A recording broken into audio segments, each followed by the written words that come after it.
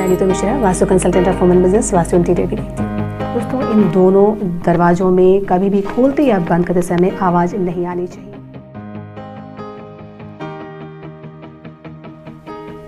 Aromatic hydrocarbon और formaldehyde को absorb करता है, जिससे आपकी ज्योतिष में भी हम उपायों के रूप में भी इन पाउडर का इस्तेमाल करते हैं। वो कौन सा भूत प्रेत पिशाच है दक्षिण दिशा का जो आपको इतना डराता है और परेशान करता है?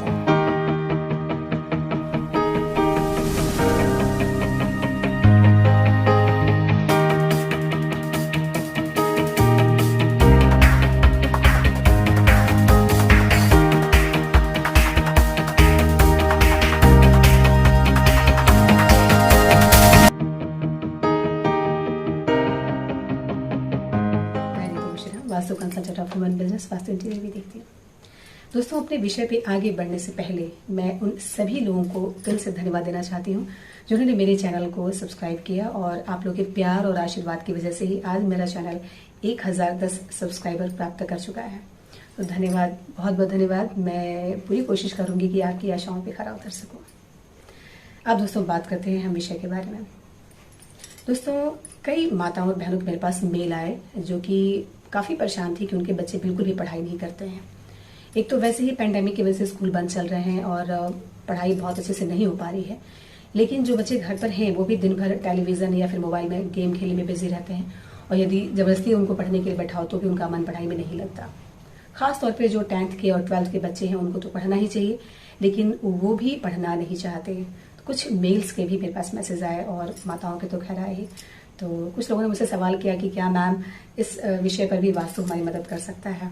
मैंने कहा डेफिनेटली कर सकता है। तो उनकी इच्छाओं, उनकी फरमाइश को ध्यान में रखते हुए आज का जो मेरा विषय है वो बच्चों की पढ़ाई से संबंधित है कि बच्चे क्यों नहीं पढ़ते हैं, उनका पढ़ाई में मन क्यों नहीं लगता है, उनका मन क्यों इतना भटकता है, इतना स्थिरता उनके मन दिमाग में क्यों नहीं रहती है।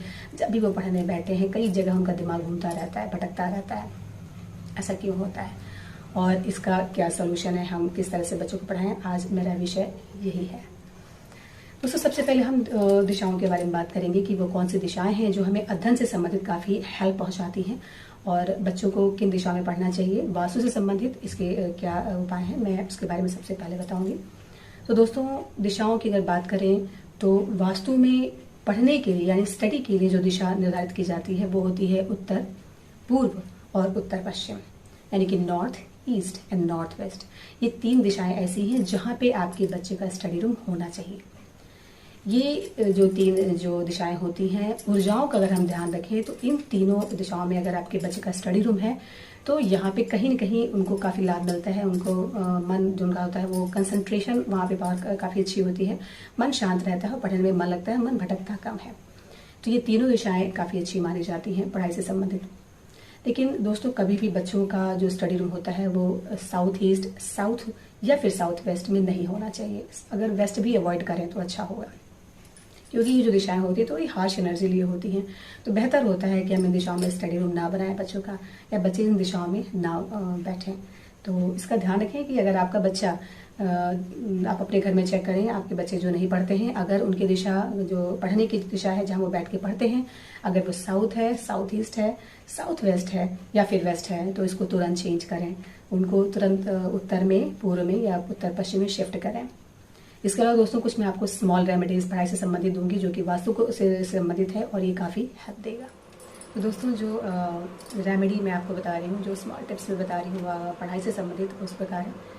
सबसे पहले दोस्तों, जो पहला टिप है वो इस प्रकार है कि जिस कमरे में आपका बच्चा पढ़ता है वो कभी भी बहुत अस्त व्यस्त फैला हुआ नहीं होना चाहिए। कई बार जब मैं विजिट पे जाती हूँ तो मैं देखती हूँ ये कमरे कई बार फैले हुए होते हैं, बेड पे कपड़े वगैरह फेंके होते हैं, कुछ बुक्स फेंकी होती हैं, एक बुक पढ़ना होता है और कई बुक्स बेड पे ऐसी फैली हुई होती हैं, बहुत सी चीज़ें होती हैं, अस्त व्यस्त रहती हैं। ये सही नहीं होता है, क्योंकि दोस्तों अगर बच्चे के पढ़ने का कमरे का जो ऑरा है, अगर उसके कमरे का ऑरा अगर दूषित है तो डेफिनेटली उसकी मेंटल कंडीशन, उसके मेंटल हेल्थ पे इफेक्ट ज़रूर डालता है। क्योंकि ऑरा चाहे हमारे शरीर का हो या हमारे कमरों का हो या हमारे पूरे घर का हो, अगर वो दूषित हो जाता है तो इसका जो इफेक्ट होता है, नेगेटिव इफेक्ट जो होता है, वो हमारे मेंटल हेल्थ और हमारे फिजिकल हेल्थ पे ज़रूर पड़ता है। तो जो कमरा आपके बच्चे का है उसका हमेशा इस बात का ध्यान रखें कि वो कभी भी अस्त व्यस्त फैला हुआ ना रहे, साफ़ सुथरा और नीट एंड क्लीन रहे। ये बहुत ज़रूरी है। दूसरा टिप्स दोस्तों ये है कि जिस टेबल पे बच्चा आपका पढ़ता है उसमें बहुत ज़्यादा क्लटरिंग नहीं होनी चाहिए, चीज़ों का फैलाव बहुत ही होना चाहिए। जैसा कि मैंने अभी कुछ देर पहले कहा कि बच्चे पढ़ते एक सब्जेक्ट हैं और फैलाते कई सब्जेक्ट हैं। उनका प्लान होता है कि उसके बाद ये पढ़ेंगे वो पढ़ेंगे, लेकिन तब तक जब तक वो स्टडी कंटिन्यू करते हैं वो चीज़ें वैसे ही टेबल पर फैली हुई रहती हैं। टूटे हुए पेंसिल फेंके रहते हैं, बिना रिफिल के पेन फेंकी रहती है, रबड़ वगैरह इधर उधर फेंका रहता है, और भी कुछ चीज़ें होती हैं जो टेबल पर फैली हुई रहती हैं और जिस पर वो बच्चा पढ़ रहा होता है। ये चीज़ें बहुत ही नेगेटिव इफेक्ट डालती हैं, बहुत ही नकारात्मक प्रभाव उस बच्चे के ऊपर डालती हैं और ये कहीं ना कहीं उसके मन को स्थिर नहीं होने देती है। रूम के साथ साथ उसका जो टेबल है, बच्चे का जो पढ़ने का टेबल है, वो भी बिल्कुल व्यवस्थित रहे, ये बहुत ज़रूरी है। इसके अलावा जो नेक्स्ट मैं दूंगी दोस्तों ये है कि जो चेयर होती है बच्चे की जिस पर बैठ कर बच्चा पढ़ता है, उसके पीछे कभी भी कोई भी दरवाज़ा नहीं होना चाहिए। कई बार ऐसा होता है कि बच्चे का जो स्टडी रूम होता है उससे अटैच्ड टॉयलेट रूम भी होता है, तो टॉयलेट रूम का दरवाज़ा हमेशा बंद रहना चाहिए और टॉयलेट रूम का दरवाज़ा भी बच्चे के चेयर के पीछे नहीं आना चाहिए। कोई भी दरवाज़ा बच्चे के चेयर के पीछे नहीं आना चाहिए। इससे बच्चे का जो कंसंट्रेशन पावर होता है वो बहुत ही वीक हो जाता है और पढ़ाई के लिए जैसा कि हम जानते हैं दोस्तों कंसंट्रेशन बहुत मैटर करता है। तो ये भी बहुत इंपॉर्टेंट है कि आपके बच्चे के चेयर के पीछे कोई भी दरवाज़ा ना हो। दोस्तों ईश्वर का आशीर्वाद अगर आपके बच्चे के साथ है तो डेफिनेटली उसको ऊपर उठने से, जीवन में आगे बढ़ने से कोई रोक नहीं सकता। गणेश जी बुद्धि के देवता माने जाते हैं। गणेश जी की एक रामायण पढ़ती हुई मूर्ति, छोटी सी मूर्ति आप बच्चे के टेबल पे ज़रूर रखते हैं और एक सरस्वती माता जी की आशीर्वाद देती हुई तस्वीर या फिर मूर्ति ज़रूर रखें। और जब भी बच्चा पढ़ाई शुरू करता है तो एक बार प्रणाम करके हाथ जोड़ के और एक गिलास पानी पी के, क्योंकि पानी से हमारी ऑरा जो होती है वो बहुत ही क्लीन होती है, तो एक गिलास पानी पी के अगर पढ़ाई स्टार्ट करता है तो डेफिनेटली उसको फ़ायदा ज़रूर होता है। तो ये भी ज़रूर करें, इससे आपको आपके बच्चे को ज़रूर फ़ायदा होगा।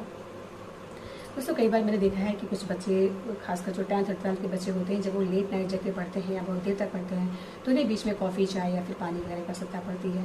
तो वो करते क्या है कि वो टेबल पर ही जूठे ग्लास होते हैं, चाय पी के वहीं पर रख लेते हैं, कॉफ़ी पी के भी वहीं टेबल पर रख देते हैं और वो रखा रहता है।